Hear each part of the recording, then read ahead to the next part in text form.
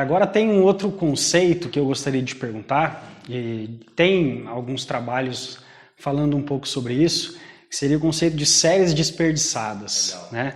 Wasted sets. Sim.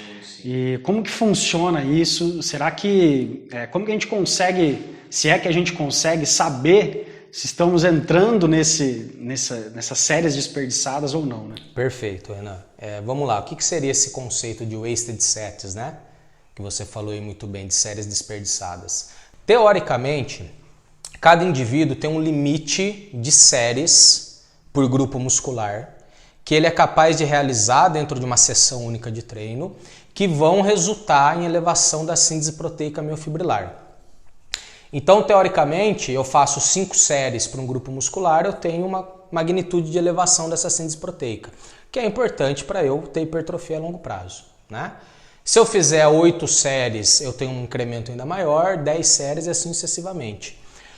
O tal do conceito de séries desperdiçadas seria o momento em que eu realizo séries a mais, mas essas séries não resultam necessariamente em maior elevação da síntese proteica. O que eu quero dizer? Um exemplo bem prático. Pode ser que você tenha um aluno que ele consiga elevar o máximo possível a síntese proteica miofibrilar daquele músculo, realizando 8 séries dentro da sessão para aquele grupo muscular, né? Se você colocar ele para fazer 12 séries, por exemplo, pode ser que essas 4 séries a mais não gerem um resultado benéfico superior como você espera. Ou seja, pode ser que essas 4 séries a mais não elevem a síntese proteica numa magnitude maior do que ele levaria fazendo 8. Isso quer dizer o quê? Que você teve um desperdício, literalmente, de 4 séries a mais naquela sessão de treino. Nós não temos referência ou evidência que suporte qual que é esse limite. Tá? Por que eu estou falando isso?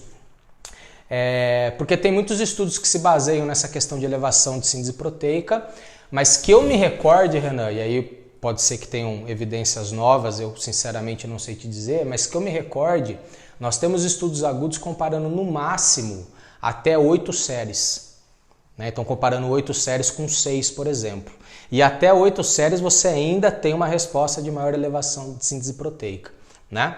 Agora, quando a gente vai para estudos crônicos, nós temos trabalhos na literatura, por exemplo, inclusive no nosso grupo, em que nós colocamos os caras para realizarem até 16 séries para o mesmo grupo muscular dentro da sessão.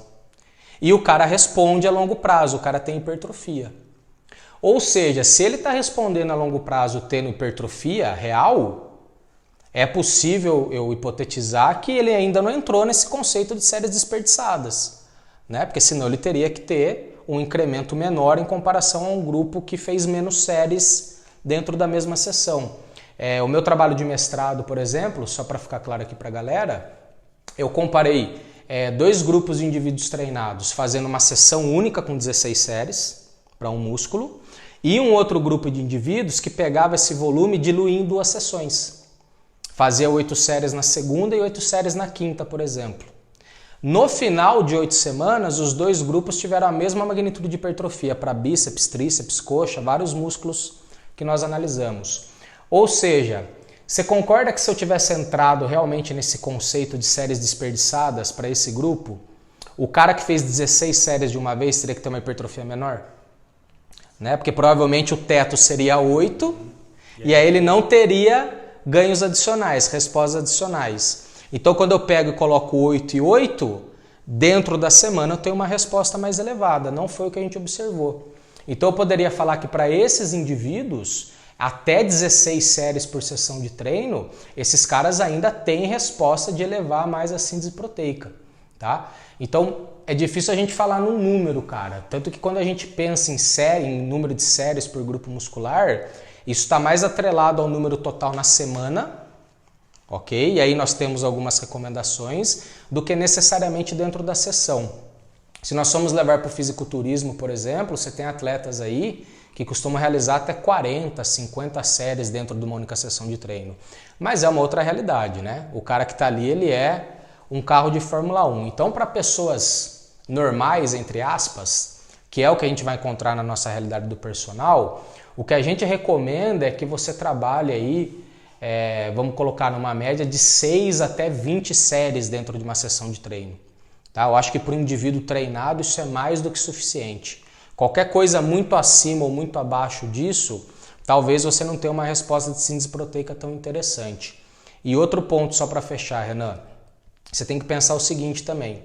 Pode ser que você faça séries a mais e isso gere uma maior elevação da sua síntese proteica. Mas você tem que entender o seguinte, toda vez que eu faço mais séries e eu estou realizando mais volume, eu também estou realizando mais ou resultando em mais dano muscular, certo? E aí a gente entra naquele problema que é o seguinte, não adianta eu ter uma elevação absurda da síntese proteica miofibrilar e ter muito dano, porque aí a maior parte dessa síntese proteica ela vai ser direcionada para a regeneração, para o reparo do tecido. E aí sobra muito pouco para que de fato eu deposite mais proteína contrátil lá dentro para gerar hipertrofia daquela fibra. Então qual que é o mundo ideal? Que você faça um número de séries ótimo, para que aquela pessoa tenha uma magnitude de dano, ok? Vai gerar dano, não tem como, mas que ela tenha uma elevação na síntese proteica que seja primeiro suficiente para regenerar aquele dano tecidual que aconteceu no treino e sobre mais um tanto que vá realmente ser direcionado para a hipertrofia, que é o que interessa para esse cara ganhar força e massa muscular a longo prazo. Por isso que a gente recomenda dentro de uma sessão que você fique ali de 6 a 20, né? Porque pode ser que, principalmente se o cara for treinado, pode ser que menos de 6 séries seja um volume muito pequeno e aí você não tem uma elevação tão grande na síntese proteica. E o outro extremo, né, que seriam as 20 séries, pode ser que você eleve muito a síntese proteica, mas gere uma quantidade de dano muito grande e essa relação também não fique ótima.